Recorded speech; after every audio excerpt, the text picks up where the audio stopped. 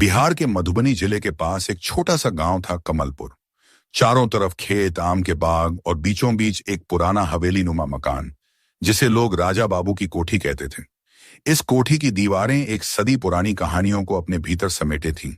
गांव के लोग वहां रात को नहीं जाते थे, क्योंकि कहते थे कि वहां किसी की आत्मा भटकती है। लेकिन गांव की सच्ची कहानी उस हवेली में नहीं, बल्कि सरिता और शंकर की मोहब्बत, उनके जिस्म के रिश्ते और एक खौफनाक हत्या में छुपी थी। सरिता 24 साल की एक तेज, खूबसूरत और आत्मविश्वासी महिला थी। वह गांव की इकलौती प्राइवेट स्कूल में पढ़ाती थी। उसके लंबे काले बाल, गोरी त्वचा और घुंघराली मुस्कान हर पुरुष को उसकी ओर खींच लाती थी। लेकिन सरिता का दिल किसी और के लिए धड़कता था, शंकर के लिए। शंकर गांव का किसान, 28 साल का हट्टा कट्टा जवान, मेहनती मगर थोड़ा रहस्यमयी। उसकी आंखों में कुछ अनकही कहानियां थीं।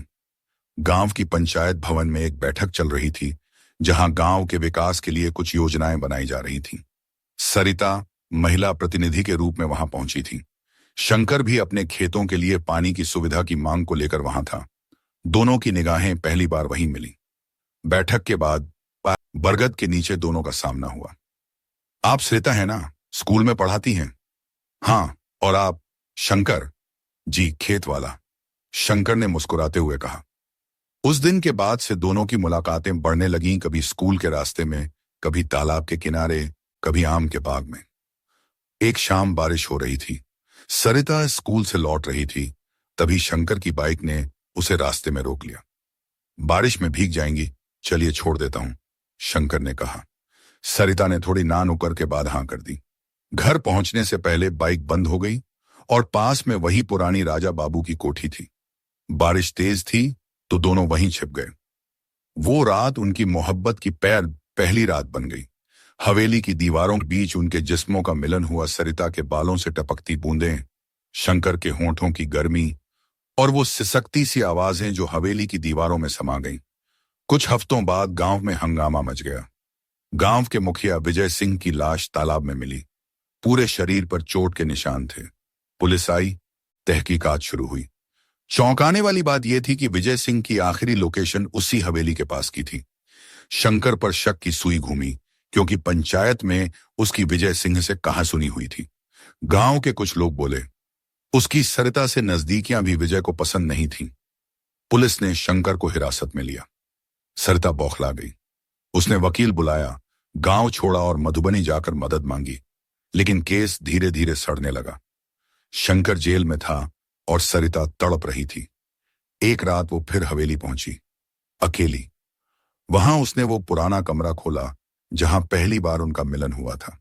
वही बिस्तर, वही खिड़की से आती हवा और वही खामोशी। सरिता ने अपनी साड़ी का पल्लू धीरे धीरे सरकाया और खुद से लिपट गई। शंकर की यादों में वो पिघलती चली गई। उसकी आंखों से आंसू भी गिरे और होंठों से सिसकियां भी। सरिता ने हार नहीं मानी। उसने अपने स्कूल की छात्रा गुड्डी की मदद से विजय सिंह के मोबाइल रिकॉर्ड्स निकलवाए। पता चला विजय सिंह की मौत से एक दिन पहले उसका किसी से वीडियो कॉल हुआ था।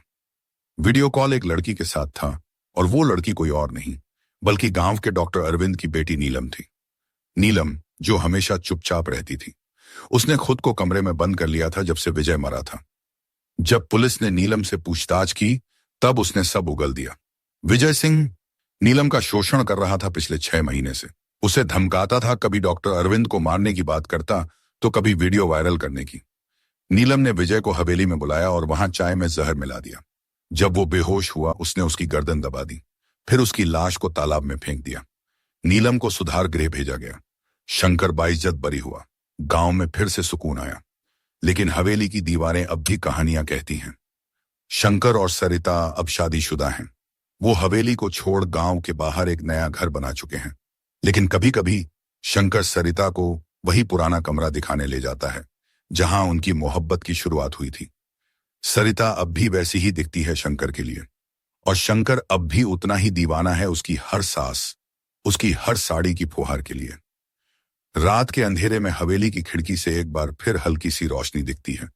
कुछ लोग कहते हैं वो सरिता और शंकर की यादों की परछाई हैं, तो कुछ कहते हैं शायद नीलम की आत्मा अब भी हवेली में भटकती है, क्योंकि उसका प्यार कभी मुकम्मल नहीं हुआ। लेकिन कमलपुर जानता है मोहब्बत और मर्डर की जो दास्तान वहां हुई वो कभी भुलाई नहीं जा सकती।